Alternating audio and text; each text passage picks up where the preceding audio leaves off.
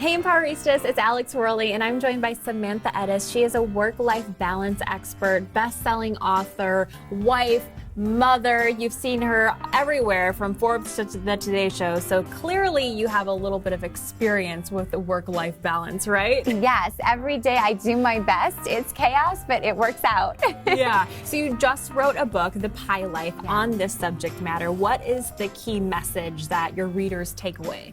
Yeah, well, I looked at all of the frameworks we have for work-life balance, and they're all faulty. They're all flawed in some way. And so I realized that women needed a new framework for how to think about work and life. And in working with thousands of women, what I found is that the most fulfilled and happiest are those that are involved in 6 or 7 areas of life, not just 2 or 3. So what are the different areas of life that you talk about? So they're your health, your career, your friends, your hobbies, your relationship or your quest to find one, your community, and kids if you have them. And that's why I always say 6 or 7, because you can have a complete life without kids or with kids. So the idea is to have a very dynamic and full life? Is that what it is? Yeah, the idea is that you want to play in all of those slices for a really happy, fulfilling life. And what happens is we get caught up in our work and we become workaholics, or we become, I call it parent-holics, right? You're just momming all the time and you think there's no time for anything else. But anytime we do one thing exclusively, we're woefully out of balance. But from a time perspective, people watching might go, gosh, if I had 6 or 7 slices of this pie, I'd be so busy and I could be stressed. So how do you manage it all? Yeah, that's a great question. And the idea is that you want to be at least dabbling in each slice. So it's not that you're going to have it all, it's that the way to managing it all and having it all, or having a full life, is taking a slice of each of these areas.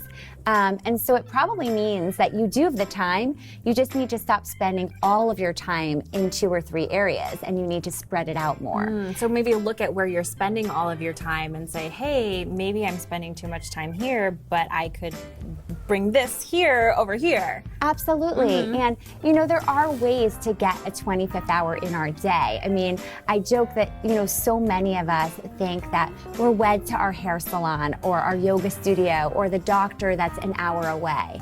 But I recommend that everyone do all of those errands within the golden triangle, the 3 points between their home, their office, and their child's school. If you have no kids, you want to be doing them between home and office. But I promise there's a great hair salon or a great gym right nearby, and it saves you hours per month. So finding those little hacks to simplify. Exactly, that's right. And then about 6 years ago, I re-entered the coaching space. And what I realized, and at that point I was a mom, and what I realized is you couldn't talk to women about their personal brands without talking to them about the elephant in the room, which was how they were managing their personal and professional lives. And I realized after working with so many women that we just had no healthy frameworks for thinking about it. You know, we talk about balance, but for a scale to be in balance, you have to spend equal time at work and home. And if you have a real career, you're not doing that, so you're failing. You know, we talk about juggling, but anyone who's ever tried to have a conference call with a dog or a baby in the room knows it's impossible. And we talk about having it all, but then we can't point to anyone who does. And so the pie is this way of looking at life, and it's saying it's not about 10 pounds from now, a new relationship from now, a promotion from now. The idea is you have all of the ingredients you need today. We just need to spice up your recipe a little bit. To spice it up a little bit. Yeah. Love it. Okay. So you write about your marriage a lot in your book and being a mom. One of the key factors to being successful, you said, is having an equal partner. Yes. Tell me what goes into having an equal partner. So I've really never seen any woman reach their potential who isn't either single or with a partner who fully supports her dreams and her goals. And so the idea is that you want to choose someone, if you haven't already made a poor choice yet, you want to choose someone. If you have, you know, you're just out of luck, so. If you have, then we'll go into the partner shift, which is how to turn your poorly behaved spouse into a partner. Okay, but starting with choosing a partner, what kind of partner should someone look for if they're single? Yeah, it's not tall, dark, and handsome. It's someone who's really excited when you have good news to share about your work, or you know, they see your successes as theirs too, and they want to share in that. It's someone who, it's not a favor if they're doing something for you. It's they're waking up every day thinking, how can I make our life easier together? They're really looking at life as a team. And that becomes even more important when you're parenting together. And so many women actually make it impossible for their partners to be fully partners because they will say, oh, no, you don't know how to change a diaper the right way, or, you're not doing it right. They're micromanaging their partners, or they have really low expectations. And when their dad is with the baby, they'll call it babysitting. That's not babysitting, it's parenting. So I have a lot of advice for moms about, leave your partner alone with the baby in the first couple of days for hours at a time so that they get a sense of doing all of the things that you know how to do. And so, you never want to start a dad 500 hours behind in the parenting department. He'll never catch up. And so that's why things like, parental leave is important for both men and women. And it's just really important that you're looking for someone who is going to go through life as your teammate. And yeah, that's really great advice. And it goes beyond just parenting, housework, for instance. If you have a successful career, you can't have a whole second career of a domestic life, right? You need help true. With that, I mean, right? Think about it. If you are, you're working full time, and if you were doing 90% of the work at home and with the kids, or even just at home before you have kids, you're never going to have energy to reach your potential. And then for the woman who's already married, who maybe doesn't have a supportive partner, how do you make that shift you were talking about? Yeah, I mean, I have an exercise in the book that basically says, over your favorite beverage tonight. Don't wait, because everyone always says, oh, he's in a big deal, or I'm in the middle of something at work, or, it's a birthday. There's always a reason, an excuse not to have this conversation because it's difficult. But you want to sit down with your partner over your favorite beverage, glass of wine or cup of tea, and you want to say, I feel like I'd have more energy for us, and that's the key. You want to say us because it's all about, then he's, or he. And I stereotype and say he because same-sex couples just don't tend to have these issues. But, you want to say to him, I really feel like I don't have enough time for us. And I don't even think I know all the things you do for our family in a given week. And so I thought we would each write down all the things we do in a week. And you write them down, and assuming you've, partnered with a rational human being, and your list is like this and his is like this, you're going to reconfigure the responsibilities a little bit. And it doesn't mean 50-50, right? If you're a better cook and he can wash the dishes, it doesn't mean you both have to do all of the same things. And it doesn't mean that every week is going to be 50-50. Some weeks are going to be 80-20, and some weeks will be 40-60, and it changes. But over the course of a year, you want to make sure that, there's some equal footing there. Yeah, no, that's really great advice too, because it'd be very tempting to, in the moment, to want to yell at your spouse and be like, I'm doing so much more. But you're suggesting sitting down in a calm way, don't blame, don't shame, just kind of write down the facts. Exactly. And no make it blame about or shame. the two of you. Yes. And the bottom line is you also need to nurture your relationship, because if you are going on date nights every week and, you're making sure that there's intimacy, your partner is obviously a lot more motivated to be a team with you and to help you. So it's not like you can put that slice aside and say, in 5 years I'll focus on romance. It doesn't work that way. So you need to be focusing on that all the way along. And whether you're a young couple without kids or with kids, you need those weekly date nights. And so many women will say, oh my gosh, but I work every day, I can't leave my child to go on a date night.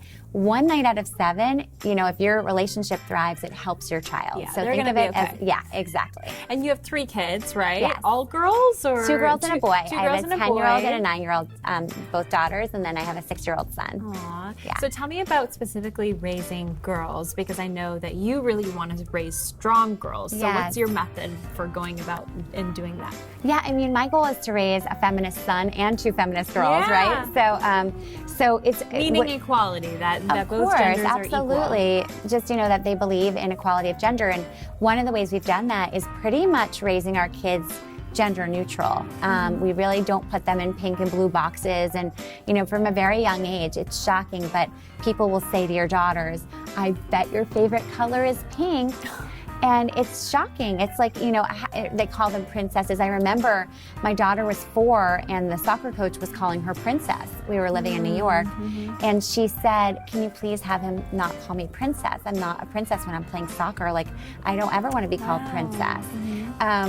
And so I think it's just realizing that when you're a parent of young children, you have a lot more control than you realize. And people will say, oh my gosh, the princess phase is inescapable. And that's just not true. My kids didn't even know that when they went to Disneyland, that the princess area existed because we never took them there. And so you are the curator of your children's experiences when they're really young. So showing them strong role models, being a strong, working mom role model is helpful, of course, because they say that daughters of working moms earn 23% more as adults than daughters of stay-at-home moms because they've grown up with a financially independent mom. And there's so many other things like that you can do to constantly expose your daughters to really strong women role models, and it's important for my son to see that too. So there's often this debate as far as whether you should be a working mom as soon as your child is born or if you should stay at home. But you have a lot of insight into this issue. Tell me about that. Yeah, well, from the time a woman is pregnant, we all do it, right? Society will look at her and say, oh my gosh, what are you gonna do? Are you gonna stay home with your baby or are you going to work? And I think at that moment, the guilt begins because we don't do that to men. If a man at work says he and his wife are expecting, we never say, are you gonna quit your job and stay home and focus on your baby's feeding and eating schedule, or are you gonna go back to work? We don't do that. And so when we do that to women, we're actually misleading them a little bit, only because the baby years until your child's in kindergarten full-time are so short and our careers are so long. God willing, we'll be working till 75 or 80. And unfortunately, the workplace right now is super unfriendly to moms who take time off.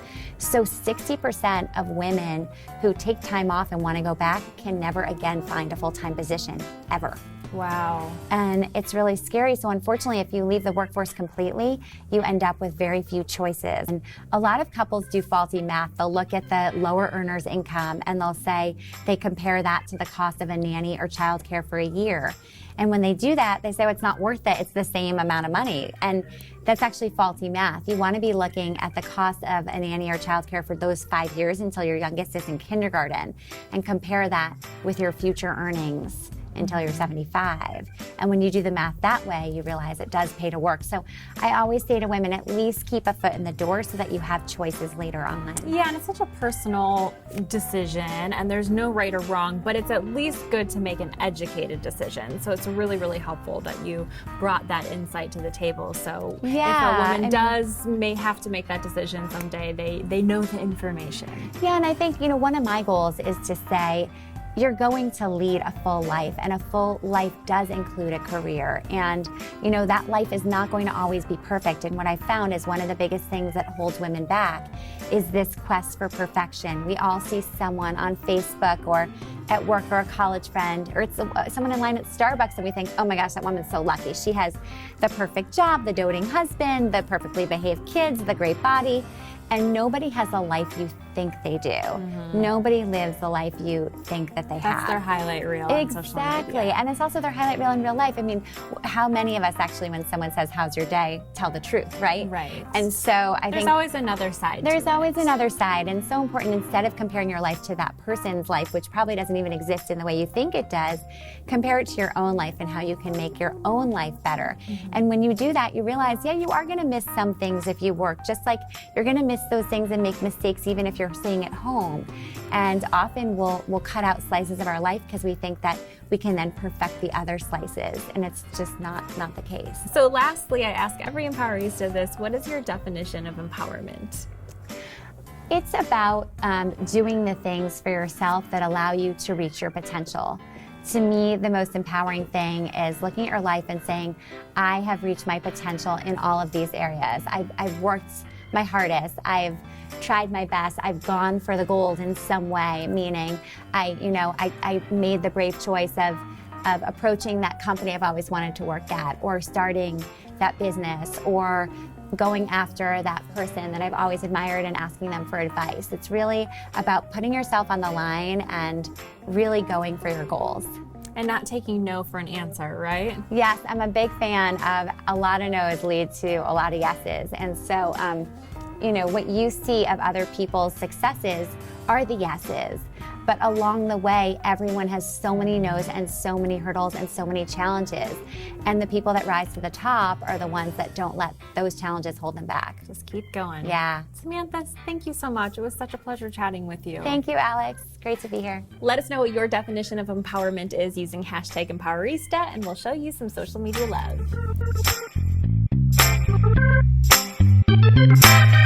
you.